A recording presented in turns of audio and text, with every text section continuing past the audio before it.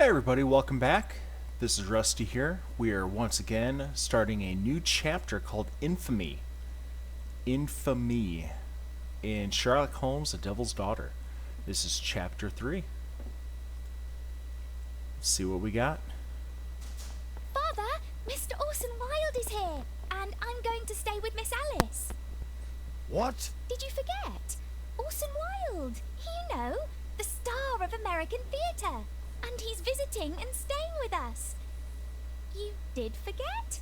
No, not that. I meant you wanting to stay with Miss Alice. Yes, that's right. Miss Alice suggested it. She told me you couldn't possibly refuse. Your teeth are horrible.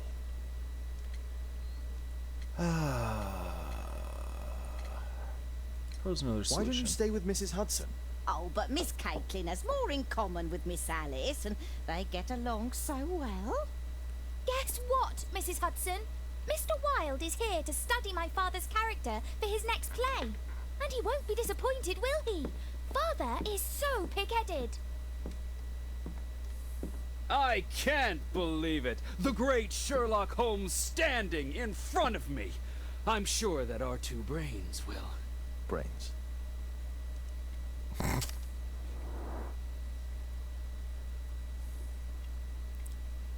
like if Willy Wonka wanted to be a cowboy.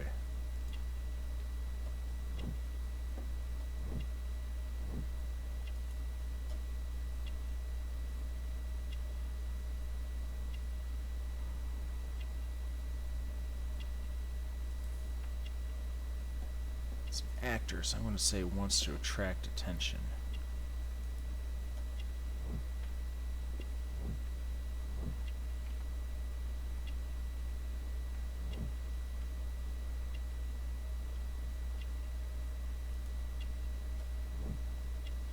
Personalized boots.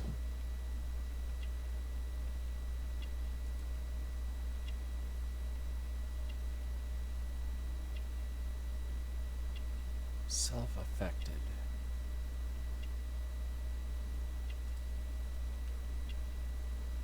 I'm going to fail horribly on this one. I'm going to say that he is all about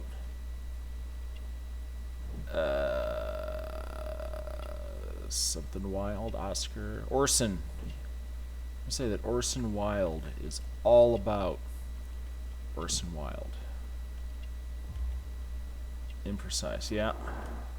It's probably patriotic. Man, I'm not good at these.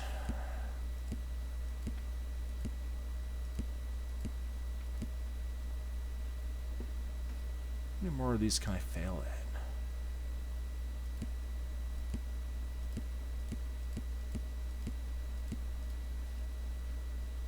What, 4 cases? Alright, so what do we got? An American star of the stage visits Sherlock Holmes in order to study for his new role, when a curious incident in the nighttime throws the pair into a case. What will this unusual duo discover? Mr. Wilde, your room. Charming. This is such a fascinating city.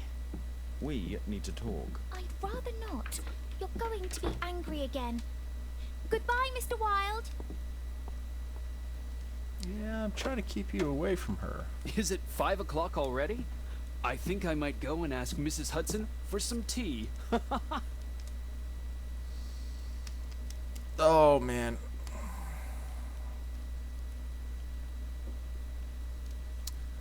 That's probably about what us My archive. Americans seem I like. can always consult with it if needed. Yeah, am I not gonna... My archive. I can always consult with it if needed. Alright. Oh, that's new. Letter from Westgate Prison. Mr. Holmes, my name is Tabitha Fulk. I am one of the nurses who attends the inmates at Westgate Prison. I took care of Mr. Albert, who asked me to write to you after his death. He remained furious right up to the end and refused to ask God for forgiveness. He blamed you, Mr. Holmes, for breaking his will. It was so sad to see. With respect, Tabitha Fulk. Well, thank you.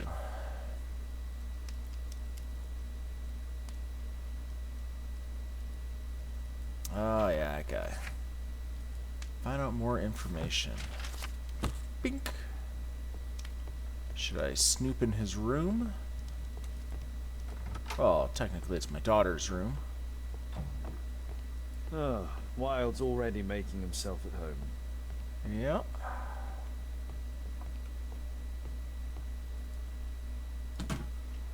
Wilde truly has a perfect disguise kit.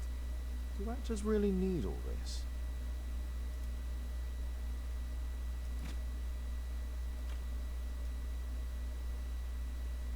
Beauty pencils for face and body. This must be grease paint. Yeah, probably.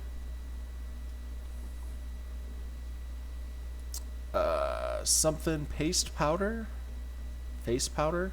Siesta lenitheric? I don't think that's in England. English. Face powder of an excellent quality. Wonder how much I just wasted doing that. Anything else?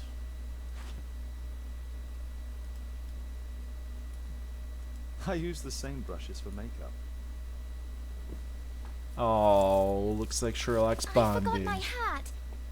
Father, I am just checking, you've got something on your face.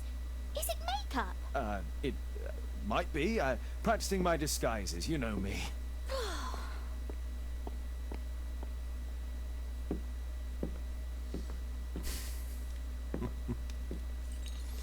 No, don't touch that! I can't really blame him. I was just going through his stuff. Ah, Mrs. Hudson, with our tea.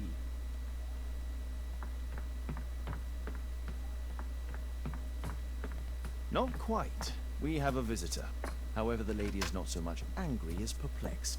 Good day to you, gentlemen. My name is Mary Sutherland. I have come to you, Mr. Holmes, because I would give everything I have to know what has become of Mr. Hosmer Angel. Why the haste, Miss Sutherland? Mr. Hosmer Angel has disappeared, and my father, Mr. Winterbank, will do nothing. It makes me so angry. That's what happened. You get a broken nose? Well, I guess not.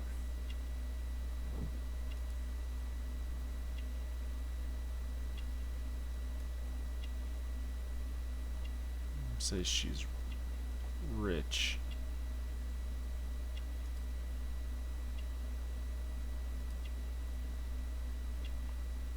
Engagement ring. Different boots. So she was in a hurry because she's her fiance is missing.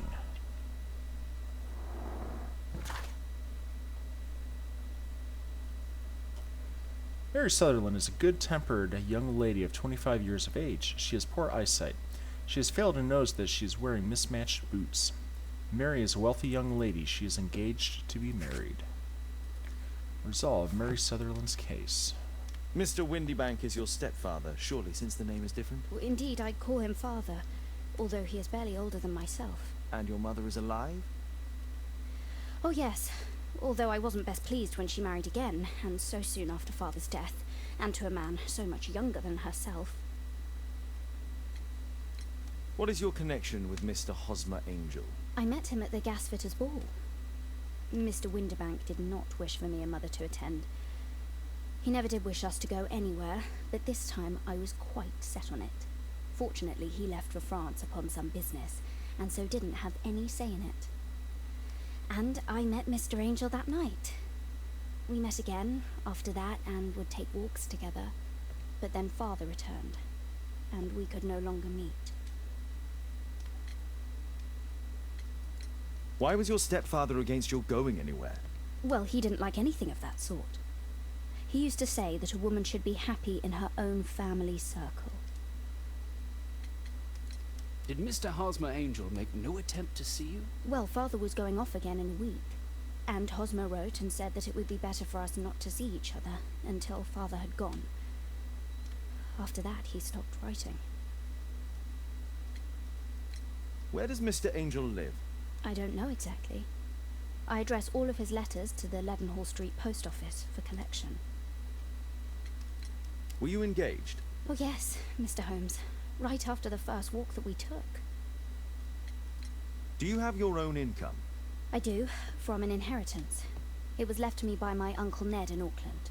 Then you have all that you could wish for, naturally. Well, I live at home and don't wish to be a burden to my family, so they have the use of the money. Is there anything else that you can tell me about Mr. Angel? He is a very shy man. He would rather walk with me in the evening, so as to be discreet. I put a missing persons notice in last Saturday's Chronicle. Here's a copy, and a letter from him. Haha, a love letter. Yes, I see.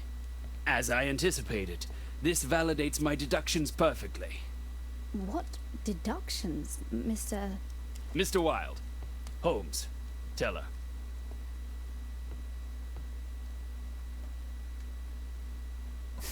A love letter? Aren't you dying to read it, Holmes?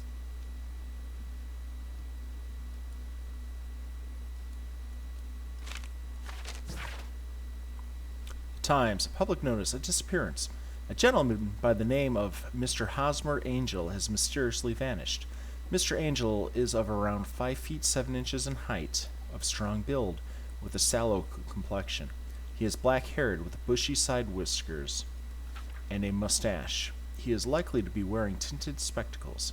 On last sighting, Mr. Angel was dressed in a black silk frock coat with a black waistcoat and gray Harris tweed trousers. He is known to have been employed in an office in Leadenhall Street. If you're in possession of any information, please come forward. There will be a reward for any help giving in finding this gentleman.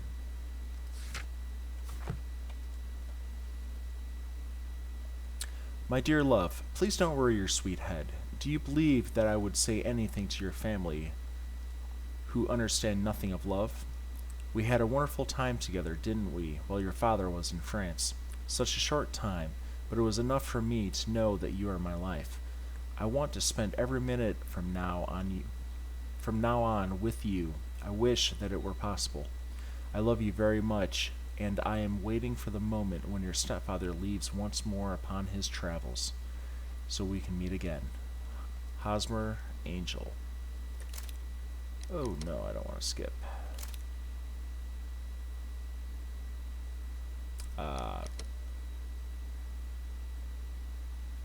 This is strange. Oh. The love letter is typewritten. I am waiting for the moment when your stepfather leaves once more. Hosmer Angel decided not to leave his signature. Because it's We had a wonderful time together, didn't we, while your father was in France? Miss Sutherland only met with Hosmer Angel while the stepfather was absent. This is not Hosmer Angel. Good quality paper, quite smooth. Fairly common ink, nothing special. Let's study this letter more closely. There are some letters with typographical defects. Miss Sutherland, do you have any other letters from Mr. Angel? Unfortunately not. But I've brought my father's letter from Paris. Here it is. Oh, look at that. Dear Mary, I'm taking the opportunity of sending you these few lines in the hope that they find you and your mother in good health. France is a nice country to look at, but it is the same as anywhere. There are rogues here who deceive and mistreat their women. Men nowadays are so dishonorable. They won't think twice to break your heart. I hope that you will be an obedient girl and look after your mother, and that you will take my advice. Stay at home. I'll be back before long. The stepfather's letter is also typewritten. I like how you signed it your father. Miss Sutherland's stepfather's signature. I hope that you'll be an obedient girl. Take my advice. Stay at home. The stepfather is trying to keep the daughter at home. Well, the stepfather is running the household on her inheritance, so... That would be to be expected. Quite common paper with a light yellow tint. Fairly common ink, nothing special. Let's study this letter more closely. Let's find a K. There are some letters with typographical defects. Both letters have typographical defects. They merit further attention. So, and? This letter has a defect. It's the same letter with the same defect in both instances. So my... One more letter with a defect. Another letter match with the same defects.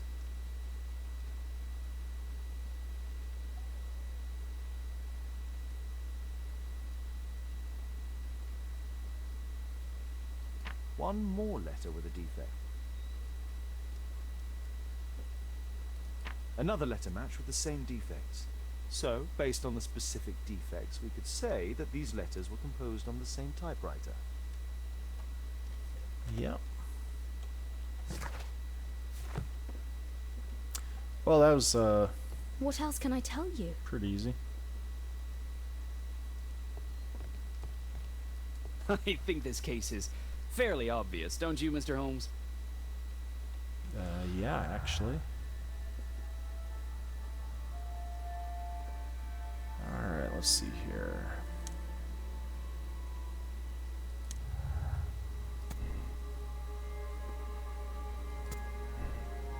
Oh, what was the other one?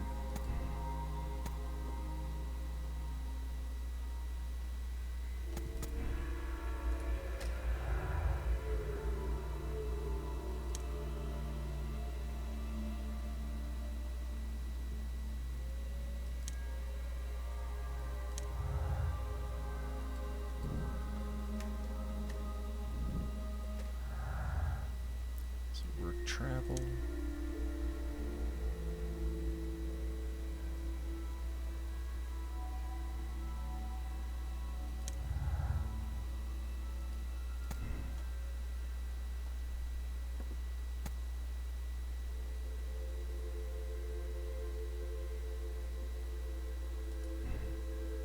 Don't know about that.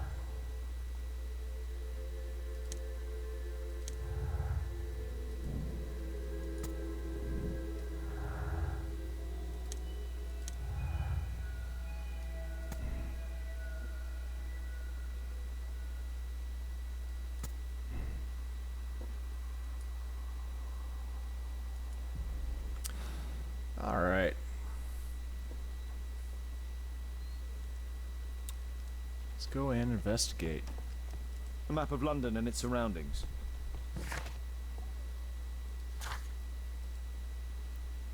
The letters.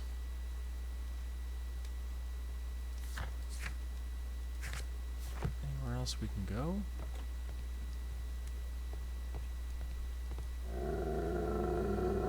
Oh, come on. Oh, come on, Toby. Your soap bath couldn't have been as bad as that. Thanks to Wilde, my analysis table has been completely destroyed.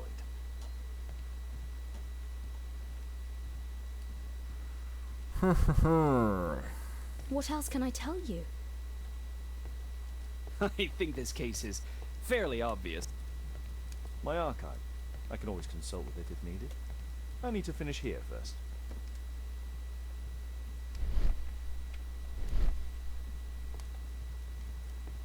What do we got?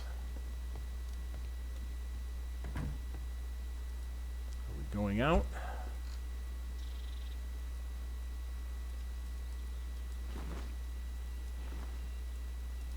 Sailor outfit.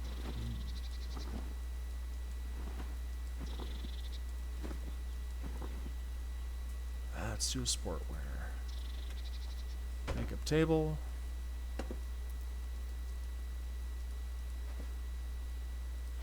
I wonder if she'll notice.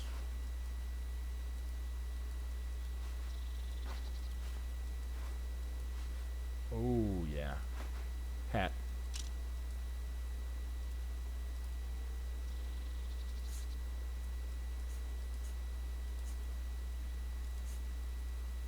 Oh, yeah. Definitely going with the mutton chops there.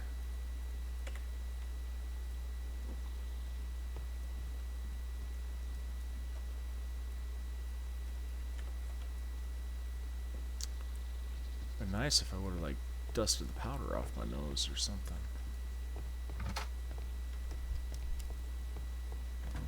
Alright, do I have to come up with a conclusion, like, right now? So he has some strange behavior.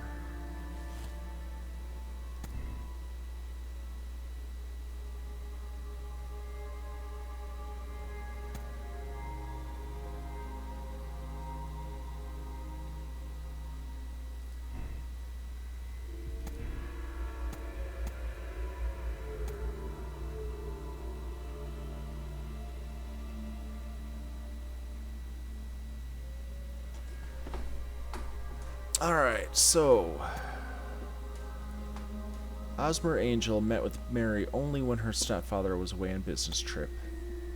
Stepfather was unaware of her relationship with Ozmer Angel. Ozmer Angel was a reticent and shy man who did not want to go. So the father's letter was written on the same typewriter as the one from Angel.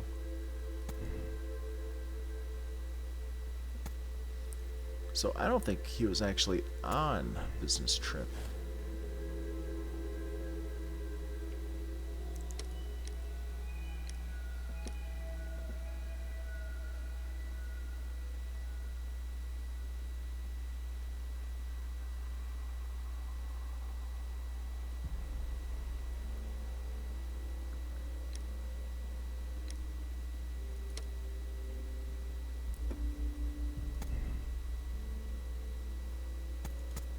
I wonder what my other options are.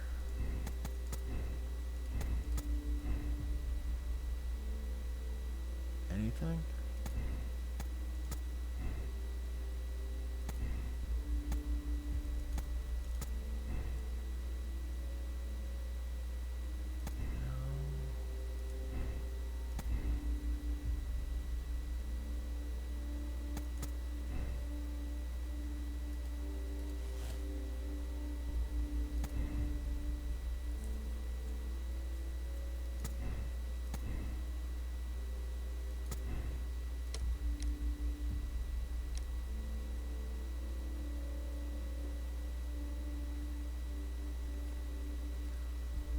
Mr. Ozmer Angel is a crook who was hired by Mr. Windibank to keep his stepdaughter and her money close to home. Mr. Angel did what was required and disappeared.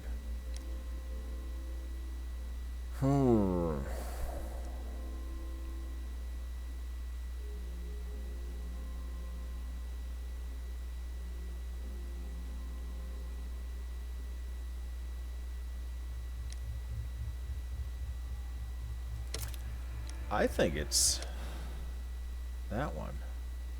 You should try to let Mr. Hosmer Angel vanish from your memory, as he has done from your life. Then you don't think I'll see him again? I fear not. Then what has happened to him? Your stepfather married your mother for her money, and also enjoyed the use of your income. But with your personal advantages, it was clear that you would not remain single for long, even with him keeping you at home. He found a crook by the name of Mr. Hosmer Angel.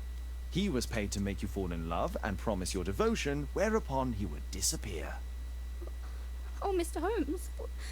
No, I can't believe it. But we were engaged. Oh, it's horrible to think about. Thank you for all you have done, Mr. Holmes. Holmes, you could have been more diplomatic.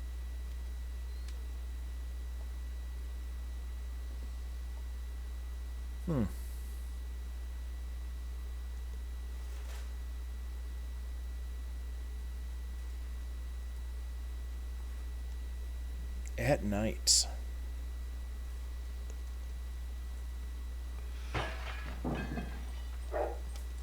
What is going on?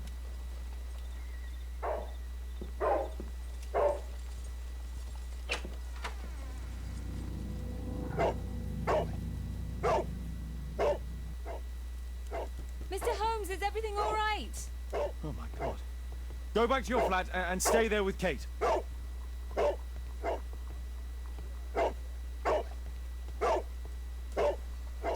So what would this be? Poor Toby. It's ticking. Well, throw it back out the window.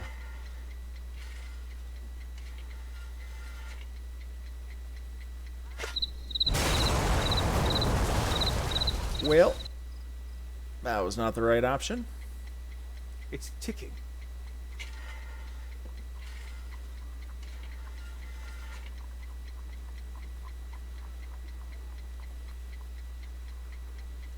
There we go. I see wires inside. They could be connected to the cover.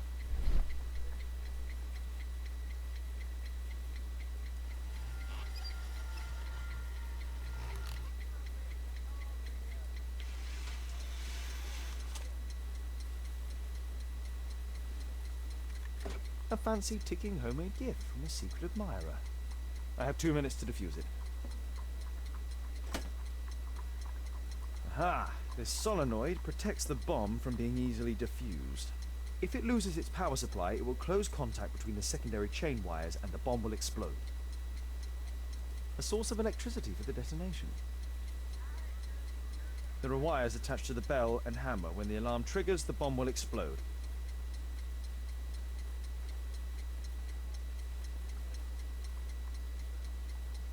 A package with explosive material. There are wires going in and out. It's useless to predict how they might be tangled up inside.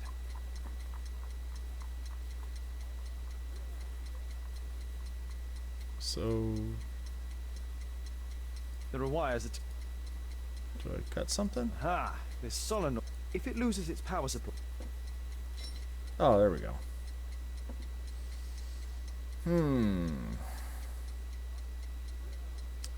So, red goes into there. Red goes into there. Let's clip that one. Nope. Boomski. A fancy ticking homemade gift. Oh, yeah. So, it wasn't that red one.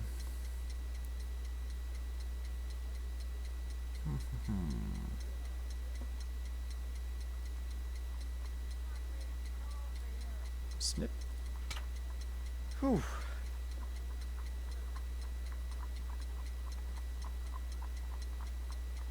Which means you should be good now, I think. Alright. So blue. There's red. Probably that one to complete the circuit. Which would make you safe to do as well.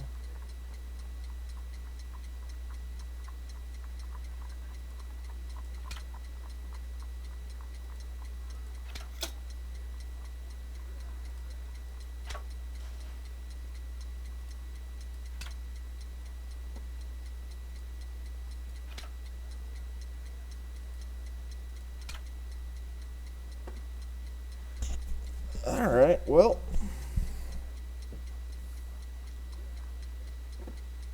That was a little fast forwards. I mean, nothing else is connected.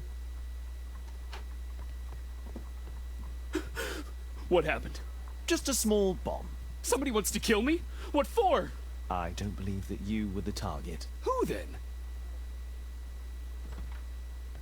Mr. Holmes, are you all right? I saw the bloke. I tried to catch him, but he escaped. Can you describe the man? He was thin, about 5'5", with black hair and a hair lip. Wiggins, tell us everything you saw. The fellow was watching your place, so I thought maybe he's a client. But then he took something out of his jacket and threw it, smashing your window. I shouted at him and he took off. I grabbed him by the sleeve, but he wriggled out of his jacket and left it. I'm sorry I didn't catch him, Mr. Holmes. You did very well, Wiggins. Now, let's take a look at that jacket. Here it is. Good job, Wiggins. Here's a penny. Oh, thanks, Mr. Holmes. Man, that poor kid is way too underpaid. Who tried to kill me, Mr. Holmes?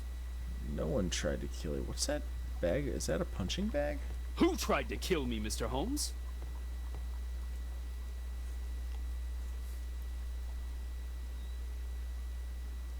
Let's see what's inside. There could be a hidden message that's been written with some lemon juice. No, don't touch anything else.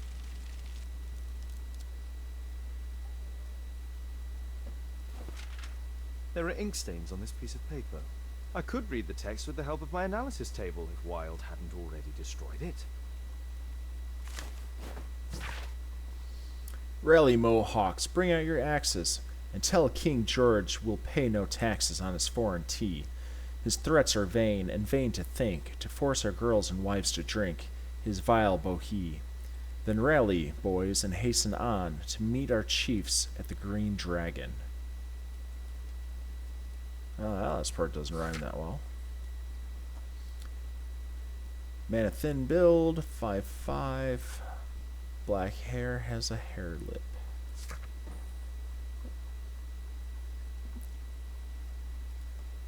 Alright. Oh, what about the knife? A poem. But what does it mean? This isn't a poem. It's a song called Rally Mohawks. That great moment when America rebelled against England's dominance. Then rally, boys, and hasten on to meet our chiefs at the Green Dragon.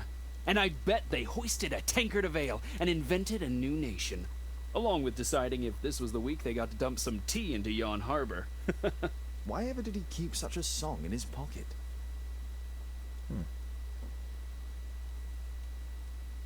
I could read the text. What do we got? JT are the owner's initials.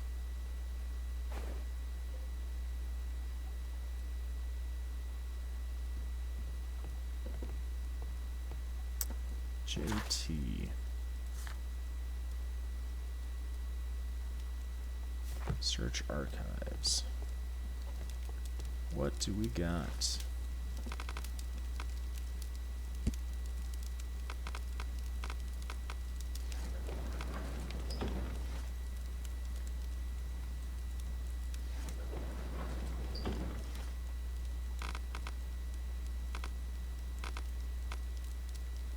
Art? That's not the one I need. History? The Green Dragon Tavern was a public house used as both a tavern and a meeting place and was located on Union Street in Boston's North End. In the early 19th century, a number of replicas of the Green Dragon were opened across Europe. One of these is now located in London near the harbor in the district of Whitechapel. Here it is.